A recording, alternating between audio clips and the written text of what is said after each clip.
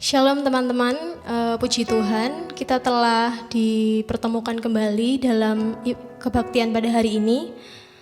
Kebaktian ini terjadi hanya dalam nama Tuhan yang menciptakan langit dan bumi. Mari kita sama-sama nyatakan bahwa Allah ialah Immanuel.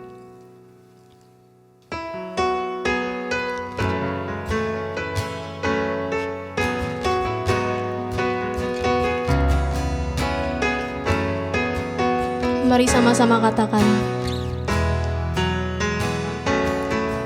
Bapakku datang dan berserah, ku nyatakan Kau yang berkuasa dalam gelap, Kau setia, Kau cahaya hidupku.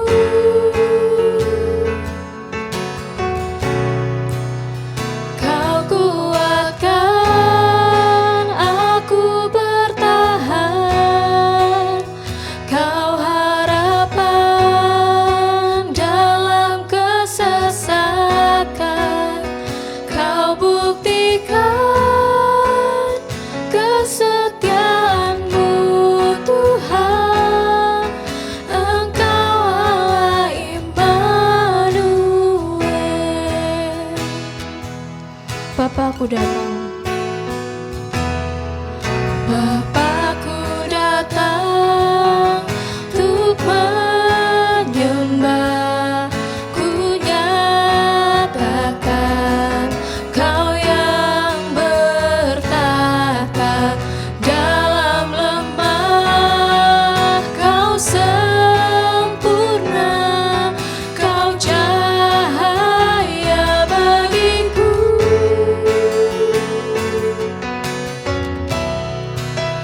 Kau kuatkan aku bertahan, Kau harapan dalam kesesakan, Kau buktikan kesetiaan-Mu Tuhan, Engkau Allah Immanuel. Kau kuatkan aku bertahan, Kau harapan dalam kesesakan, Kau buktikan kesetiaan-Mu Tuhan, Engkau Allah Immanuel. Immanuel, Immanuel, Engkau besertaku. Immanuel, Immanuel, Engkau Allah besertaku. Immanuel. Immanuel, Immanuel, Engkau besertaku. Immanuel, Immanuel,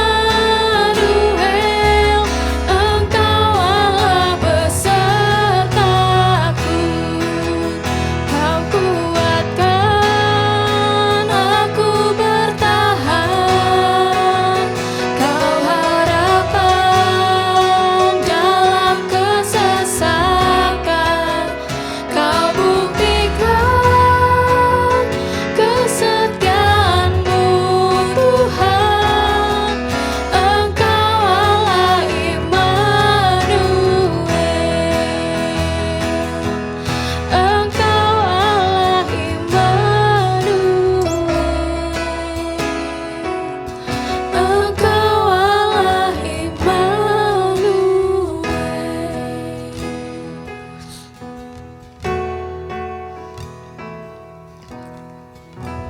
Ya, teman-teman, hari ini kita mau belajar untuk kita bisa menjadi bukti dari kehidupan kita, bukti dari firman Tuhan agar kita bisa berbuah dan buah itu dapat dirasakan oleh orang-orang di sekitar kita. Tapi di kehidupan kita seringkali ada tekanan dan hal itu membuat kehendak kita sendiri yang akhirnya itu mengendalikan kita dan akhirnya kita jauh dari Tuhan dan akhirnya membuat kita menjadi tidak terarah.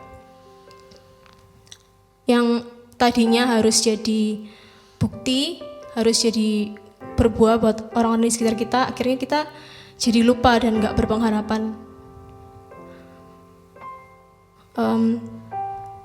Yang pasti adalah Dia sudah lebih dulu mengenal kita teman-teman dan mengasihi kita walaupun dalam keadaan apapun. Dan seharusnya memang kita bisa menjadi bukti kasih-Nya Tuhan untuk berdampak buat orang lain. Maka dari itu saya ajak teman-teman untuk mari kita berdoa, untuk kita merefleksikan, menundukkan kepala. Bapa yang di surga, inilah kami bersyukur untuk semua penyertaan-Mu dalam kehidupan kami. Kami tahu Engkau sangat mengasihi kami lebih dahulu ya Tuhan. Ampuni apabila kehendak kami yang seringkali mengendalikan kami dan akhirnya kami tidak bisa menjadi apa yang menjadi kehendak-Mu untuk menjadi berdampak positif bagi orang-orang di sekitar kami. Kami rindu untuk kami mau bersekutu dengan-Mu ya Tuhan, untuk kembali terarah di dalam-Mu ya Bapa. Kiranya Engkau urapi kami dan ampuni kami ya Bapa. Terima kasih ya Tuhan. Di dalam nama Tuhan Yesus kami sudah berdoa. Amin.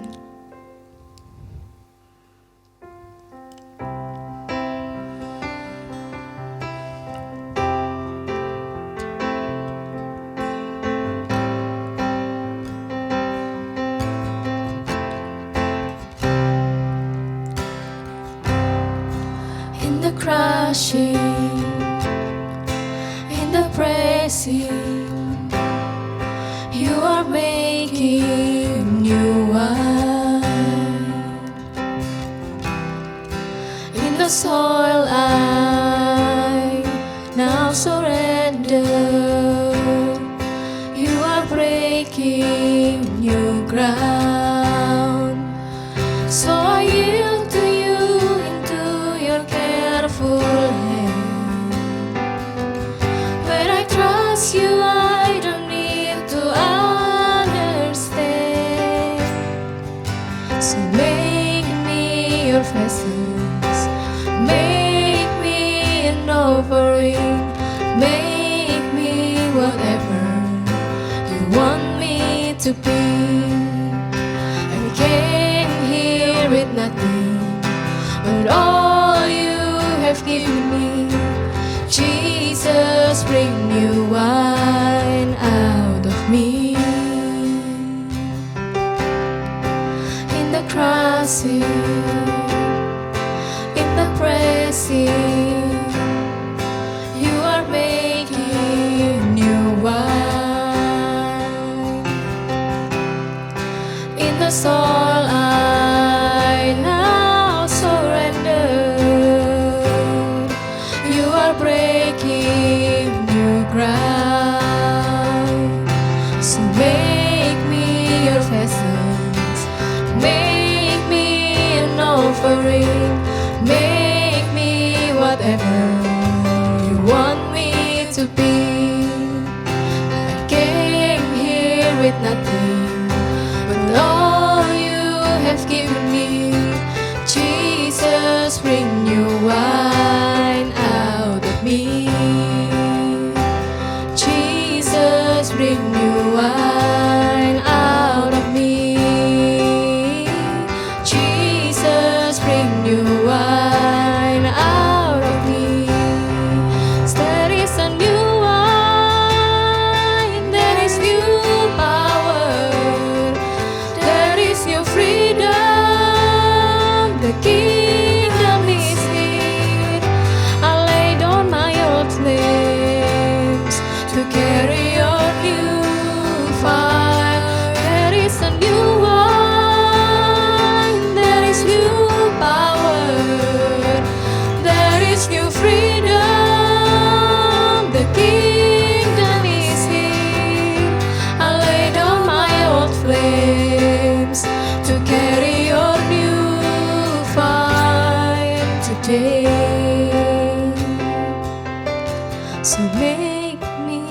presence. Make me an offering, make me whatever you want me to be. I came here with nothing, but all you have given me.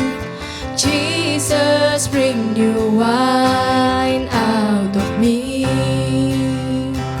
Jesus, bring new wine out of me. Jesus, bring new wine out of me. Berita anugerah kita terambil dari 2 Timotius 1 ayat 9 yang berbunyi, Dialah yang menyelamatkan kita dan memanggil kita dengan panggilan kudus, bukan berdasarkan perbuatan kita, melainkan berdasarkan maksud dan kasih karunia sendiri, yang telah dikaruniakan kepada kita dalam Kristus Yesus sebelum permulaan zaman. Mari teman-teman kita siapkan hati kita untuk mendengarkan firman Tuhan, dan mari kita bersedia untuk menjadi bejananya.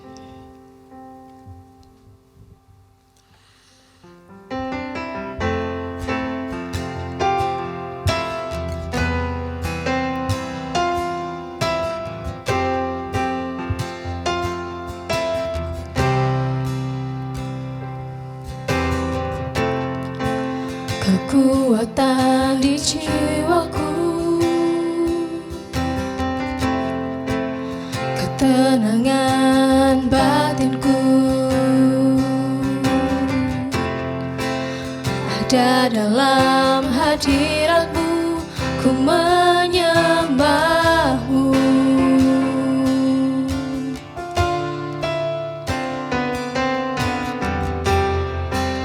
Tersungkurku di kakimu, rasakan hadiratmu. Takkan ku melepaskanmu, kau cahaya bagiku. Mengiringmu seumur hidupku, masuk dalam rencanamu Bapa. Pikiranku, kehendakku, ku serahkan padamu. Harapanku hanya di dalam-Mu, ku kan teguh bersama-Mu Tuhan.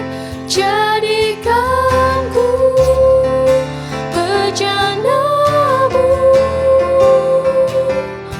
untuk kemuliaan-Mu.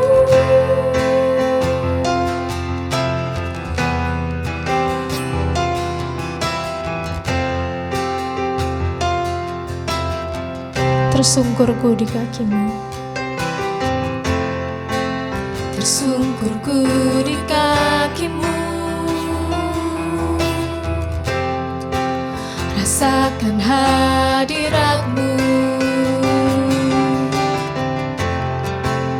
Takkan ku melepaskanmu, kau cahaya bagiku. Mengiringmu seumur hidupku, masuk dalam rencana-Mu Bapa.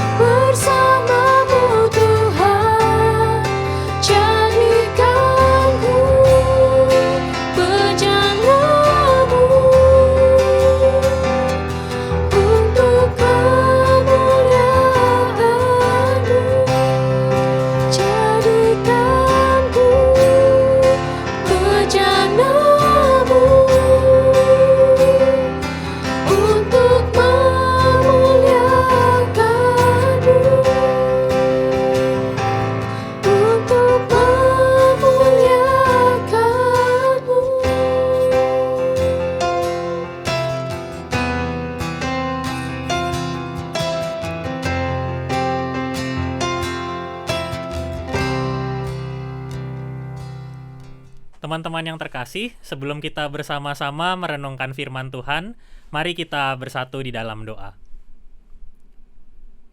Tuhan yang penuh kasih, kami bersyukur untuk setiap penyertaan-Mu di dalam kehidupan kami. Hari ini kami akan bersama-sama menikmati bagian dari firman-Mu, supaya kami semakin bisa merasakan kehadiran-Mu yang nyata di dalam kehidupan kami. Tuntunlah kami di dalam Roh Kudus-Mu juga, supaya kami dapat mengerti dan juga melakukannya dalam hidup kami setiap hari. Di dalam nama Tuhan Yesus, kami berdoa. Amin. Teman-teman, hari ini kita akan membaca bagian Alkitab kita dari 1 Raja-Raja pasal 18, ayat 20 sampai 40. 1 Raja-Raja 18 ayat 20 sampai 40 berbunyi demikian. Ahab mengirim orang ke seluruh Israel dan mengumpulkan nabi-nabi itu ke Gunung Karmel. Lalu Elia mendekati seluruh rakyat itu dan berkata, "Berapa lama lagi kamu berlaku timpang dan bercabang hati? Kalau Tuhan itu Allah, ikutilah dia, dan kalau Baal, ikutilah dia."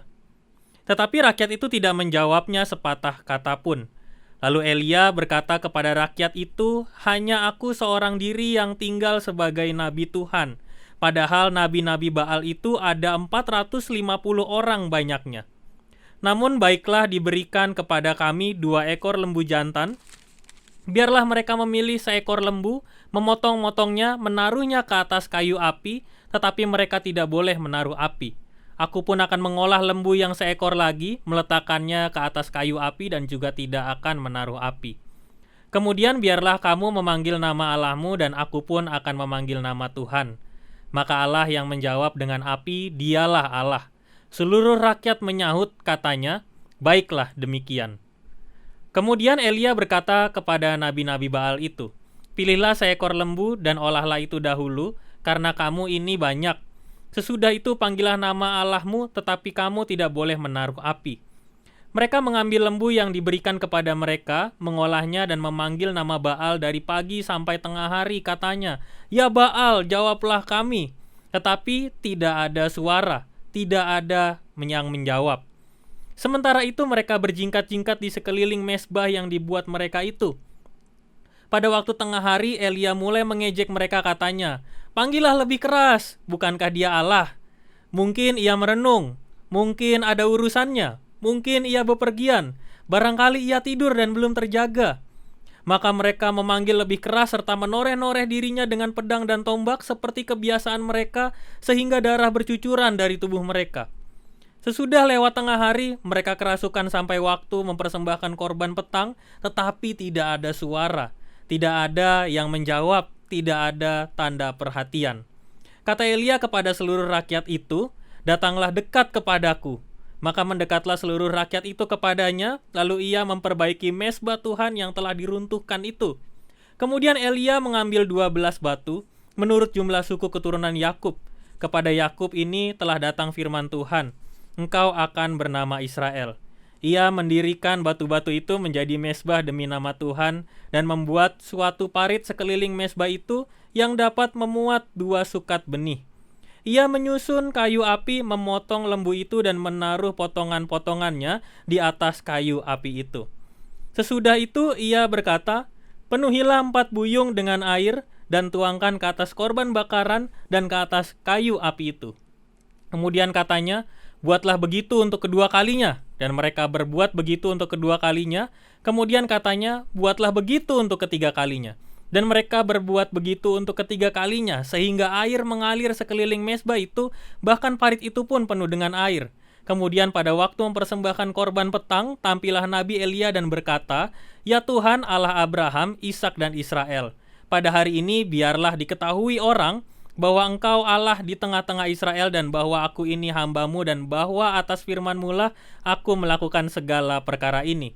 Jawablah aku ya Tuhan, jawablah aku, supaya bangsa ini mengetahui bahwa Engkaulah Allah, ya Tuhan, dan Engkaulah yang membuat hati mereka taubat kembali." Lalu turunlah api Tuhan menyambar habis korban bakaran, kayu api, batu dan tanah itu, bahkan air yang dalam parit itu habis dijilatnya. Ketika seluruh rakyat melihat kejadian itu, sujudlah mereka serta berkata, "Tuhan, dialah Allah, Tuhan, dialah Allah." Kata Elia kepada mereka, "Tangkaplah nabi-nabi Baal itu, seorang pun dari mereka tidak boleh luput." Setelah ditangkap, Elia membawa mereka ke sungai Kison dan menyembelih mereka di sana. Demikianlah firman Tuhan untuk kita, berbahagialah kita yang mendengar dan melakukannya. Haleluya. Teman-teman yang terkasih, hari ini kita akan bersama-sama untuk kembali menyelami kehidupan kita. Kehidupan kita yang selama ini selalu kita percaya dan kita ketahui kita ini selalu dituntun oleh Roh Kudus. Dan sering kali teman-teman, ada banyak di antara kita yang bertanya, apa sih buktinya atau mana buktinya orang yang hidupnya disertai oleh Roh Kudus? Seperti apa mereka yang hidupnya disertai oleh Roh Kudus? Maka dari itu teman-teman, mari kita coba mulai memahaminya. Saya mau memulai dari satu bahasa Inggris, relation, yang berarti the way in which two people or groups or people feel and behave towards each other. Kalau dalam bahasa Indonesianya saya terjemahkan secara bebas, relation adalah cara dua orang atau sekelompok orang yang mampu saling merasakan dan mengambil tindakan yang tepat satu sama lain. Kalau teman-teman melihat terjemahan relation ini, maka ini akan menjadi terjemahan yang familiar sebetulnya buat kita. Dua orang atau sekelompok orang yang menjalin merasakan kedekatan satu dengan yang lainnya. Mungkin teman-teman juga pernah melihat dulu di status Facebook misalnya ada yang menuliskan in a relationship. Itu berarti ada keterikatan di antara mereka. Biasanya status itu dipakai oleh dua orang, oleh sepasang kekasih. Atau juga misalnya kalau di Instagram ada yang ngasih gambar, misalnya ada gambar cincin atau gambar laki-laki atau perempuan, sebelahnya ditulis siapa nama pasangannya, terus kutip atas ditambah huruf S. Ini mau menunjukkan kepada kita bahwa relation atau relasi itu sungguh-sungguh menjadi hal yang sangat penting di dalam kehidupan kita. Teman-teman, makin erat relasi, maka sebetulnya kita juga makin tahu cara merasa dan mengambil tindakan. Nah, begitu juga kehidupan kita dengan Tuhan, teman-teman. Kehidupan kita dengan Tuhan sebetulnya dibangun bukan hanya atas dasar iman, tetapi juga ada relasi. Jadi hidup kita ini bersama Tuhan sebetulnya adalah tentang iman dan relasi. Kedua hal ini harus selalu ada di dalam kehidupan kita. Kita beriman kepada Tuhan, di saat yang sama kita juga harus selalu berelasi dengan Tuhan.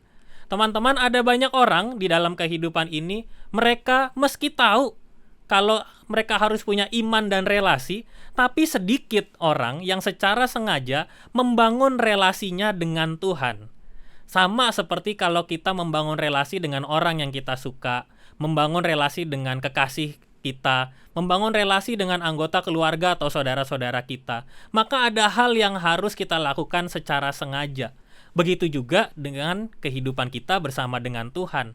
Harus ada hal yang secara sengaja kita lakukan di dalam kehidupan kita, supaya relasi kita ini dengan Tuhan itu makin hari itu makin kerasa. Seringkali teman-teman kita terjebak. Kita merasa bahwa hari Minggu cukuplah kebaktian. Hari Minggu cukuplah kita berdoa. Setiap hari cukup buat saya berdoa. Tetapi ternyata membangun relasi bukan hanya soal berdoa, tetapi juga memahami bahwa Tuhan itu hadir di dalam kehidupan kita. Kalau kita betul-betul menyerahkan kehidupan kita untuk Tuhan, kita mau membangun relasi kita sama Tuhan, maka teman-teman pasti harus yakin bahwa di dalam relasi itu akan terjalin hubungan yang kuat antara kita dengan Tuhan. Makin kuat hubungan kita dengan Tuhan, makin mudah untuk kita menyadari dan juga memberitakan kepada banyak orang bahwa memang ada buktinya dan memang ada bedanya orang yang betul-betul mau menyerahkan hidupnya pada Tuhan dengan mereka yang tidak menyerahkan hidupnya kepada Tuhan. Bagi mereka yang sering bertanya, teman-teman, mana buktinya? Itu biasanya orang-orang ini, atau mungkin kita pernah mengalaminya, sedang merasa bahwa Tuhan tidak ada. Tuhan tidak hadir di dalam kehidupan kita. Tuhan sedang tidak menjawab apa yang menjadi pergumulan kita. Atau bahkan sekalipun Tuhan menjawab sesuai dengan caranya Tuhan, bagi kita bisa menjadi sesuatu yang aneh. Kenapa? Karena buat kita Tuhan itu hanya hadir sesuai dengan apa yang kita pikirkan, sesuai dengan apa yang kita mau aja. Tapi teman-teman, di saat yang sama, ketika ada yang bertanya mana buktinya, bisa jadi orang itu sedang butuh diyakinkan kalau relasi dengan Tuhan bisa memberi dampak di dalam kehidupan ini. Bisa jadi teman-teman ada di antara kita yang berkata, aku sudah berdoa tiap hari, tapi hidupku ya biasa aja, gak ada yang berubah. Aku sudah menyerahkan waktuku untuk Tuhan, aku melakukan berbagai pelayanan, aku melakukan berbagai aktivitas yang justru membangun hidupku dengan Tuhan, tapi kok rasanya sampai hari ini gak ada buktinya. Teman-teman, hidup bersama dengan Tuhan itu menjadi sebuah proses yang harus kita jalani bersama-sama. Bukti itu bisa terasa kalau kita setia pada proses itu. Mari kita lihat apa yang ada di dalam bacaan kita pada hari ini. Sebetulnya teman-teman, Elia sedang berhadapan dengan dua lawan nih sebenarnya. Lawan yang pertama itu Ahab. Kenapa saya katakan lawan yang pertama ini Ahab? Ahab ini adalah seorang raja yang menyuruh rakyatnya untuk tidak menyembah kepada Tuhan. Kenapa? Karena Ahab sangat berpegang pada kenyamanan kehidupannya. Dewa Baal yang mereka sembah, menurut mereka selalu memberikan apa yang mereka inginkan. Selalu memberikan kenyamanan kehidupan mereka, bahkan bisa sesuai dengan apa yang menjadi pikiran mereka masing-masing. Mereka mau senang di dalam kehidupan mereka. Mereka mau bebas tanpa aturan. Maka itu mereka menyembah kepada Baal. Kehadiran Elia justru mau menunjukkan bahwa hanya Tuhan satu-satunya, the one and only, dialah yang menjadi pegangan kehidupan manusia. Tuhan mengutus Elia untuk ada di tengah-tengah pemerintahan Ahab, sebetulnya untuk menyadarkan kepada seluruh rakyat Israel waktu itu, supaya mereka kembali menyembah kepada Tuhan, supaya mereka betul-betul menyembah siapa yang harusnya mereka sembah, Sang Pencipta kehidupan, Tuhan Allah yang menuntun mereka menghadapi berbagai keberhasilan di dalam kehidupan orang-orang Israel. Teman-teman, seringkali kita merasa bahwa keberhasilan yang kita lakukan, yang kita terima, itu karena kerja keras kita. Kita merasa tanpa berdoa pun aku pasti juga bisa bekerja dengan baik. Tanpa berdoa pun aku juga bisa melakukan tugas-tugas kuliahku dengan baik. Bahkan mungkin tanpa melayani sekalipun, aku bahkan bisa mendapatkan nilai atau pencapaian kerjaku dengan lebih baik. Tapi teman-teman, satu hal yang harus kita ingat selalu. Kita berhasil bukan karena kerja keras kita sendiri, tetapi hanya karena tuntunan Tuhan. Tuntunan Tuhanlah yang selalu membuat kita semakin berhasil.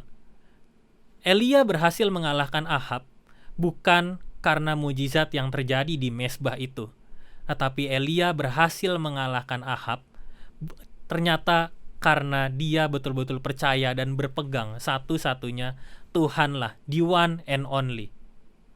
Di dalam kehidupan kita hanya ada satu yang perlu kita pegang dan kita yakini, Tuhan kita, Yesus Kristus.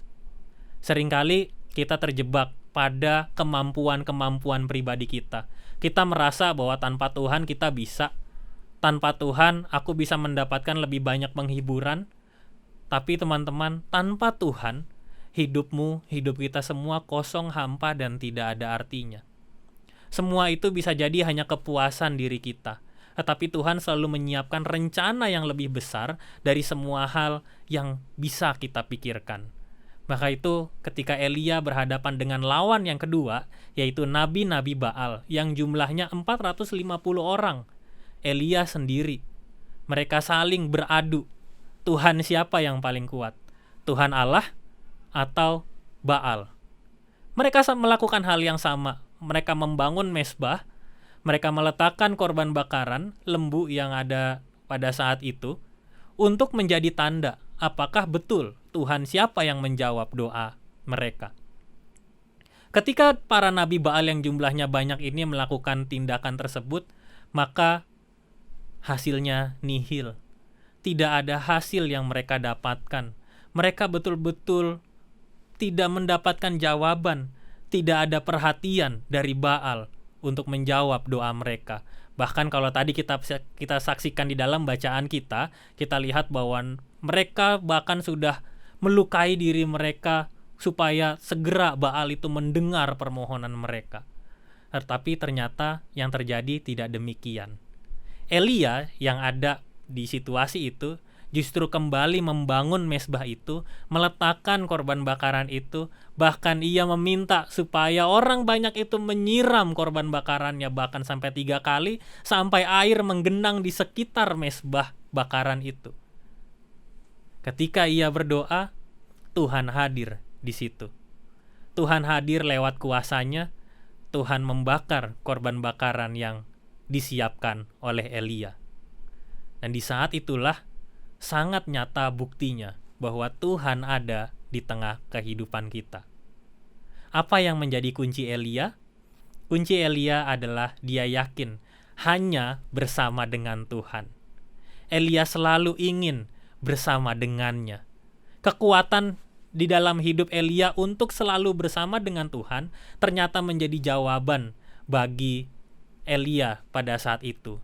Dan secara khusus bagi orang-orang Israel yang akhirnya berbalik dan menyatakan bahwa memang Tuhan adalah Allah mereka yang harus mereka sembah. Teman-teman, kita ini di dalam kehidupan berelasi dengan Tuhan. Berelasi dengan Tuhan itu berarti kita harus hidup bersama dengan Tuhan. Hidup bersama dengan Tuhan kita juga berarti harus mengerti apa yang Tuhan sedang rencanakan di dalam kehidupan kita.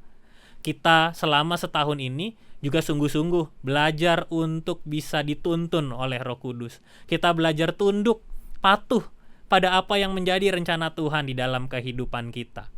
Sekarang mungkin waktunya juga untuk kita.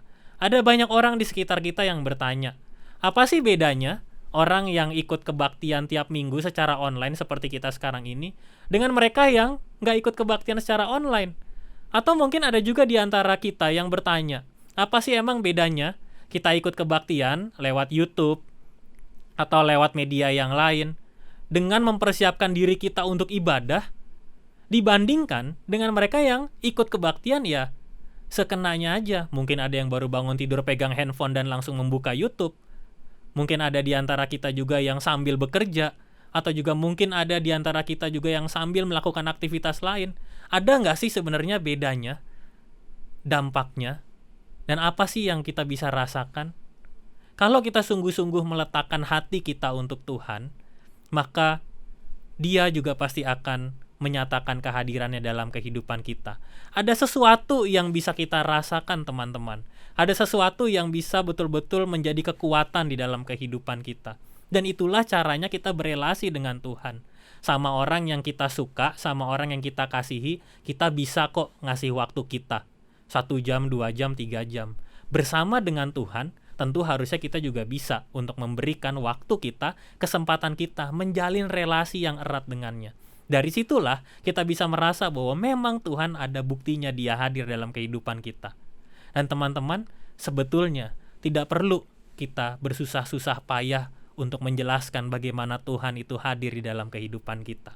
Karena Tuhan itu hadir juga lewat hidup kita semua. Tuhan hadir lewat hidupmu, Tuhan hadir lewat aku, Tuhan hadir lewat segala sesuatu yang kita lakukan di tengah kehidupan kita. Untuk itu di dalam hati kita kan selalu berkata, lakukanlah yang baik, lakukanlah yang benar dalam kehidupan kita. Karena disitulah bukan aku yang membuktikan, tapi Tuhan yang akan membuktikannya. Teman-teman yang terkasih, hari ini kita sama-sama bisa mengenal kembali kehidupan kita dengan Tuhan. Kita seringkali bertanya kepada Tuhan, mana buktimu Engkau ada di tengah kehidupan kami? Mungkin juga ada orang-orang di sekitar kita, begitu kita yakin banget nih Tuhan ada di kehidupan kita. Ada orang-orang di sekitar kita yang merasa bahwa mereka justru tidak merasakan Tuhan itu ada. Secara ekonomi terus berkekurangan, mereka tidak pernah merasa cukup. Secara pekerjaan, mereka merasa pekerjaan mereka berat, mereka merasa ada banyak hal yang tidak bisa mereka lakukan, ada banyak hal yang tidak sesuai dengan ekspektasi atau harapan kita.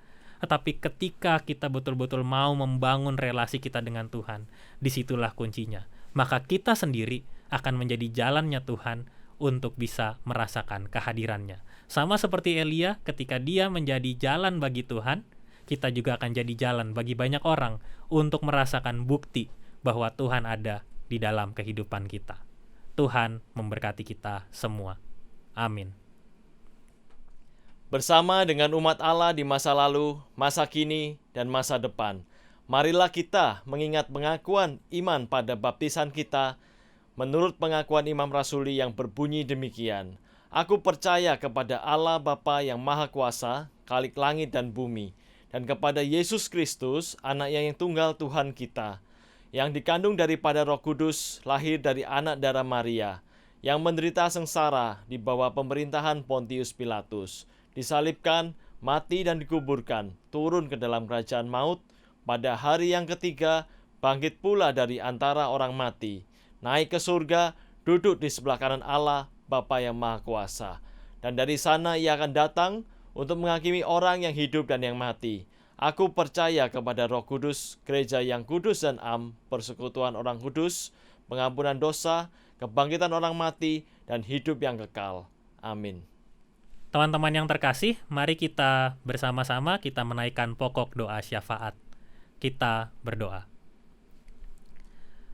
Tuhan yang penuh kasih, kami bersyukur untuk hari ini Engkau mengajarkan kami untuk selalu membangun relasi yang erat denganmu. Kami mau membangun relasi itu semakin hari semakin lebih baik. Kami mau merasakan bahwa ada buktinya bahwa kami selalu membangun relasi denganmu dan Engkau ada di tengah kehidupan kami. Ajarkanlah kami dan sadarkanlah kami setiap kali Engkau hadir lewat berbagai kenyataan di kehidupan kami.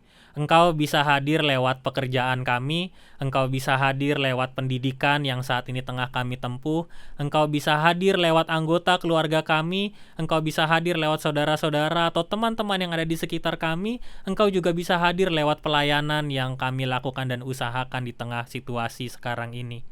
Tuhan, buatlah kami semakin sadar sebagai anak-anak-Mu untuk kami menggumuli berbagai penyertaan-Mu di dalam kehidupan kami. Kami mau berdoa untuk pekerjaan kami di tengah berbagai kesulitannya, juga dalam pendidikan kami, perkuliahan kami, di tengah berbagai tantangannya, dan begitu juga di tengah pelayanan kami. Kami mau berdoa juga ya Tuhan untuk pandemi yang saat ini terus kami hadapi.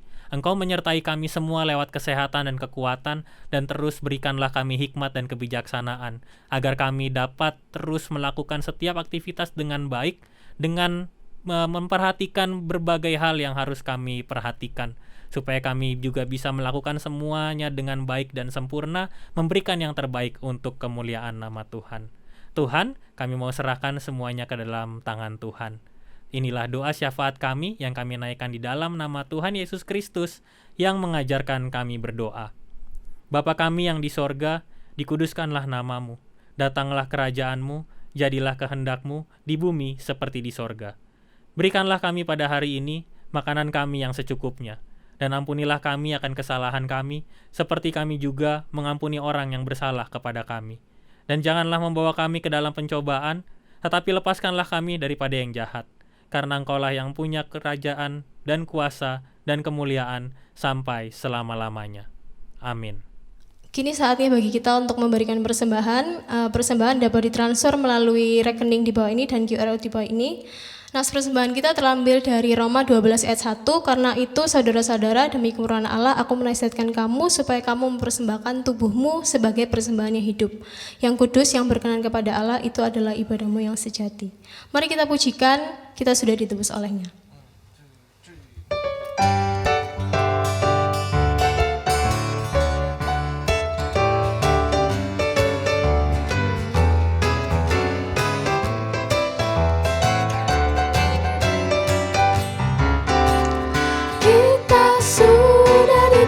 Olehnya kini layanilah vokalismu, maju terus dan kibarkan panjinya, sanjung Raja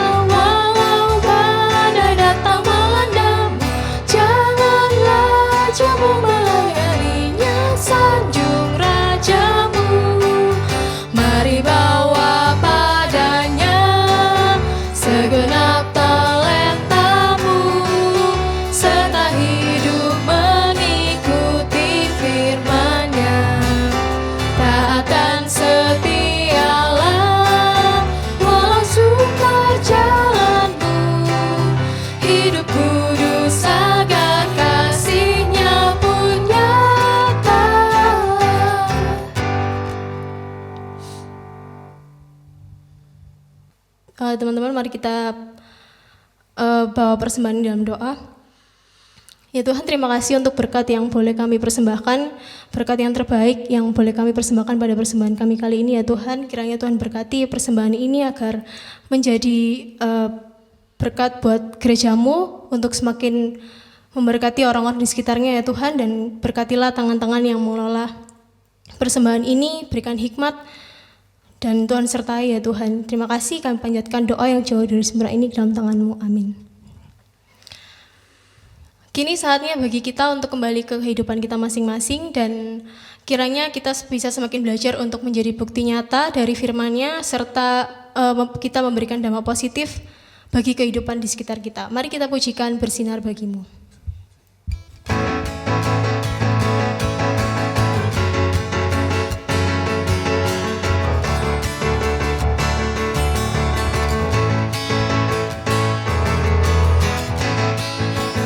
Telah membuktikan kasih-Mu padaku, Engkau yang mengubahkan hidupku yang dulu. Sekarang ku berlomba membawa kasih-Mu di dalam dunia, membawa mereka menyembah-Mu, meninggikan-Mu, Allah yang berkuasa. Hidupku pun memuji-Mu, membesarkan-Mu. Segenap hatiku bersinar bagi-Mu.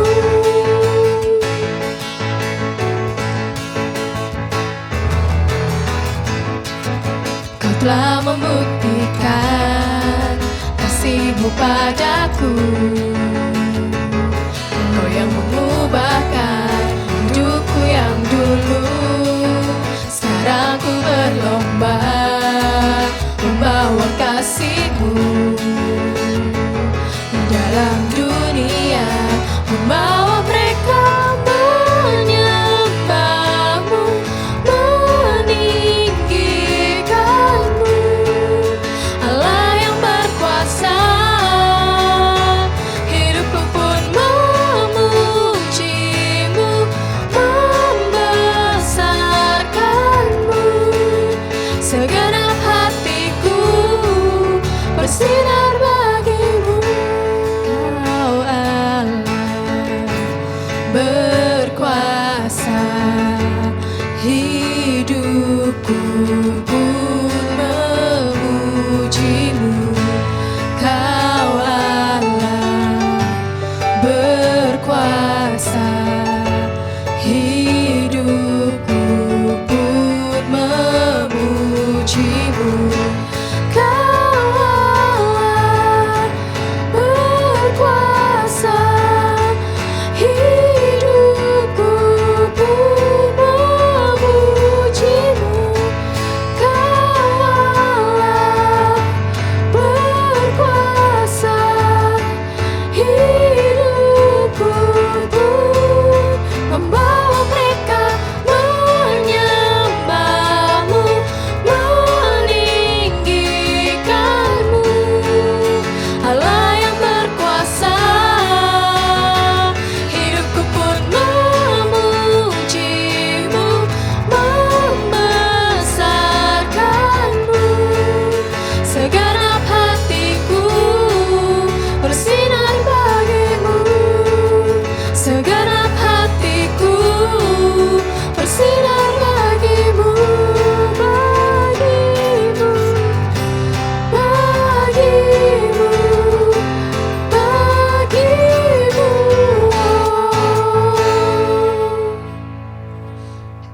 Teman-teman yang terkasih, marilah kita memohon berkat dari Tuhan.